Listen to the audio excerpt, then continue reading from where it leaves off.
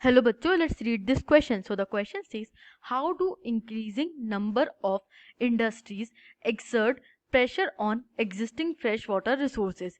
जो increasing number of industries है, जब हम industrialization की बात करते हैं, वो कैसे pressure बना देता है fresh water resources के ऊपर.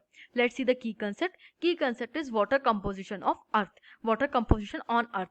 जब हम अर्थ की वाटर कंपोजिशन की बात करते हैं तो हम देखते हैं कि 97% जो वाटर है वो सी वाटर अवेलेबल है और ओनली 3% हमें फ्रेश वाटर अवेलेबल है अर्थ पे, जो कि हम ह्यूमन और डोमेस्टिक यूज़ के लिए, एनिमल यूज़ के लिए हम ले सकते हैं, जिससे हम कंज्यूम कर सकते हैं और फर्दर उससे वर्क कर सकते हैं. जो ये 97% ऑफ वाटर है ये बहुत ही ज़्यादा हाईली सॉल्टेड वाटर है, उसमें अलग तरीके के केमिकल कंपोनेंट्स है जो कि हम रेगुलर यूज़ में नहीं ले सकते हैं. आंसर देखते हैं. Industries specially heavy industries use huge amount of fresh water for industrial purposes and pollute and waste such water. अब जो इंडस्ट्रीज हैं, स्पेशली जो हैवी इंडस्ट्रीज है लाइक मेटलर्जी एक्सेट्रा, तो इन इंडस्ट्रीज में क्या होता है, ह्यूज अमाउंट ऑफ वाटर की रिक्वायरमेंट्स होती है for each stage of production. Basically first raw material procure करने से प्रोडक्शन में और फिर एंड प्रोडक्ट प्रोड्यूस करने तक के हर स्टेज पे huge amount of fresh water की ज़रूरत होती है और फ्रेश वाटर की मदद से ये प्रोडक्शन किया जा सकता है. अब इस इंडस्ट्रियल पर्पसेस को फुलफिल करने के लिए पल्यूट कर दिया जाता है उस वाटर को. जो भी वाटर उस प्रोडक्शन प्रोसेस से पास होता है वो सारा वाटर पल्यूट हो जाता है और वेस्ट हो जाता है सच water. Second is the industries for their energy consumption purposes depend on hydro electric projects. This electricity is generated through damming the river upstream, so the river almost dries in the lower stream areas.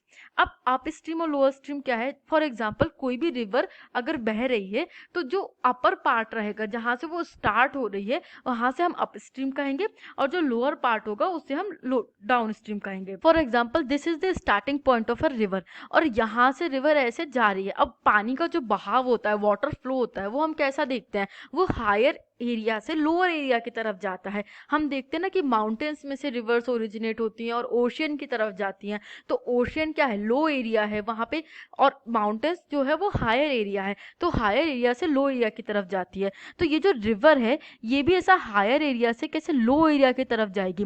और जो dams होते हैं वो इधर बीच में कहीं पे बनेंगे जो कि उसकी अप स्ट्रीम को ऐसा टैप करेंगे. तो यहाँ पे डैम्स बने और डैम के साथ क्या बनते हैं, रिजर्वायर्स बनते हैं कि यहाँ पे वाटर स्टोर हो जाए, रुक जाए. और इसकी वजह से क्या होता है, ये जितनी भी लो स्ट्रीम है ये यूजुअली ड्राई हो जाती है. अब ये जो रिवर है वो क्या हो गया, वो एक एग्जिस्टिंग फ्रेश वाटर रिसोर्स हो गया जिसके ऊपर इंडस्ट्रीज की वजह से, उनके इलेक्ट्रिसिटी कंजप्शन की वजह से, अब इलेक्ट्रिसिटी कैसे प्रोड्यूस होगी, इलेक्ट्रिसिटी इन डैम्स के थ्रू ही प्रोड्यूस होगी. डैम्स में जब टर्बाइन एक्सेट्रा घूमेगा उसका अलग प्रोसीजर है, उस तरीके से इलेक्ट्रिसिटी प्रोड्यूस होगी. तो वहां पे हम देखते हैं कि इस वजह से रिवर्स पे भी बहुत ज्यादा इफेक्ट पड़ता है. Third is industries dump the chemical waste in the river, lake, etc., which then consequently pollute the water and make it toxic.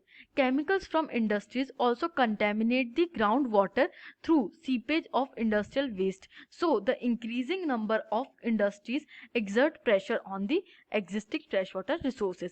अब इंडस्ट्रीज क्या होता है, जब भी हम प्रोडक्शन प्रोसेस देखते हैं तो कुछ ना कुछ वेस्ट मटेरियल निकलता है और वो वेस्ट मटेरियल अगर केमिकल वेस्ट है, और यूजुअली जब भी हम प्रोडक्शन देखते हैं तो उस पूरे प्रोसेस में कहीं ना कहीं केमिकल्स का यूज हो रहा होता है और जो भी वेस्ट मटेरियल निकलता है उसमें केमिकल कंपोनेंट्स होते हैं.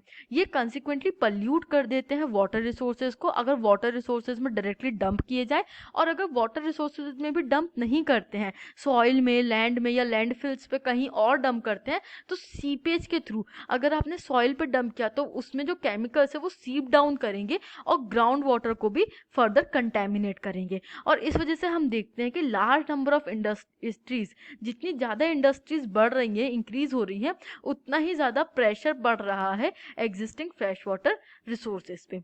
I hope you understood this question. Thank you and best of luck.